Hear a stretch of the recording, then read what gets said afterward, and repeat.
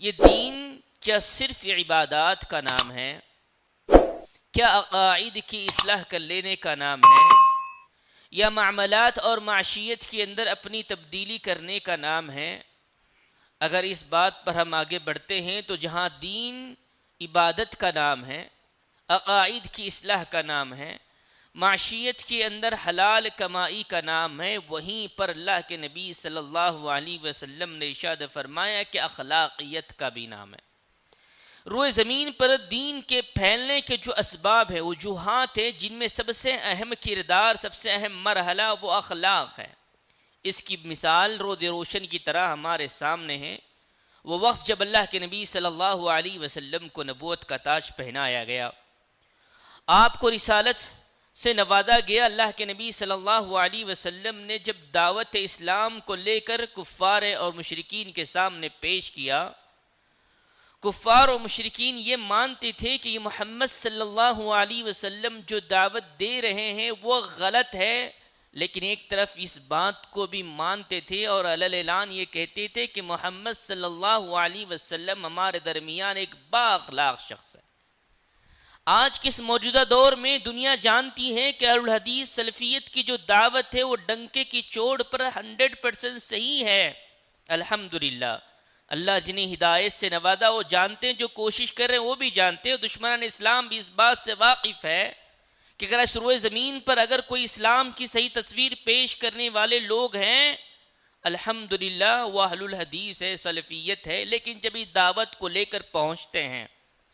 دعوت کو تو آج صحیح مانا جا رہا ہے، لیکن دعوت کو پیش کرنے والے لوگوں کے سلسلے میں یہ بات رود روشن کی طرح آیا ہوتی جا رہی ہے کہ ان کے معاملات،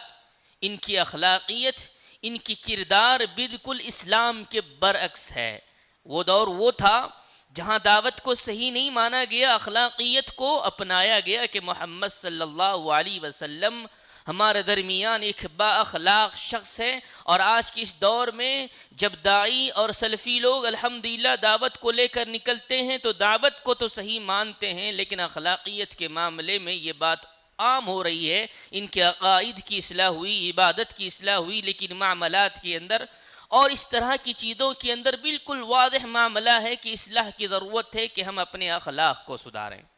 اللہ کے نبی صلی اللہ علیہ وسلم جو ساری دنیا کے لیے اسوہ و نمونہ ہے، لقد کان لکم فی رسول اللہ اسوۃ حسنہ۔ آپ غور تدبر تو کریں کہ کفار و مشرکین نے جب اللہ کے نبی صلی اللہ علیہ وسلم کی دعوت کو غلط قرار دیا، اللہ تبارک و تعالیٰ نے بطور حوالہ کیا بات پیش کی؟ سورہ قلم کو اٹھائیے، اللہ تعالیٰ نے مثال کیا دی؟ کفار و مشرکین کی دعوت کو جو غلط سمجھا گیا تو اس کے برعکس ایک چیز بتائی گئی کہ اللہ کے نبی صلی اللہ علیہ وسلم جب تمہاری نظر میں با اخلاق ہے، صادق ہے، امین ہے، تو جو صادق اور امین ہو تو اس کی دعوت کیسے غلط ہو سکتی ہے؟ اللہ کے نبی صلی اللہ علیہ وسلم کے سلسلے میں قرآن نے یہ کہا انک لعلی خلق عظیم۔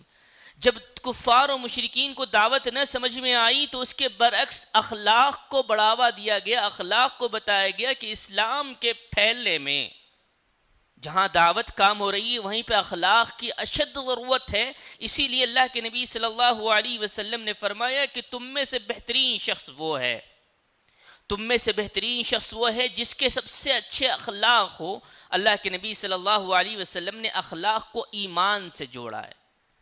احسنہم ایمانا خلقا، اس کا جو درجہ ایمان کے اندر بڑھتا ہے اس کی وجہ کیا ہے؟ جس شخص کے جتنے بہترین اخلاق ہو، میں اور آپ اپنا موازنہ کرے کہ میرے معاملات، میرے اخلاق، میرا کردار، میرا کیریکٹر، میری سوچ کس طرح ہے میری اور آپ کی۔ اگر یہ ہمارا موازنہ ہوتا ہے کہ الحمدللہ میں اخلاق پر گامزن ہوں، میں پڑوسیوں کے حقوق کو ادا کرتا ہوں، اہل و عیال کے حقوق کو ادا کرتا ہوں، اپنے مسجد میں آتا ہوں تو مسلیوں کے ساتھ بڑوں کا ادب اور چھوٹوں کے ساتھ شفقت کا معاملہ کرتا ہوں، تجارت کے میدان میں نکلتا ہوں تو میرے ساتھ میں رہنے والوں کے ساتھ میرا معاملہ کیسا ہے، یہ وقت کا تقاضا ہے کہ میں اور آپ اپنا جائزہ لیں، کیونکہ اللہ کے نبی صلی اللہ علیہ وسلم نے فرمایا جس کے جتنے بہترین اخلاق ہے وہ اس کا ایمان اتنا مضبوط ہے۔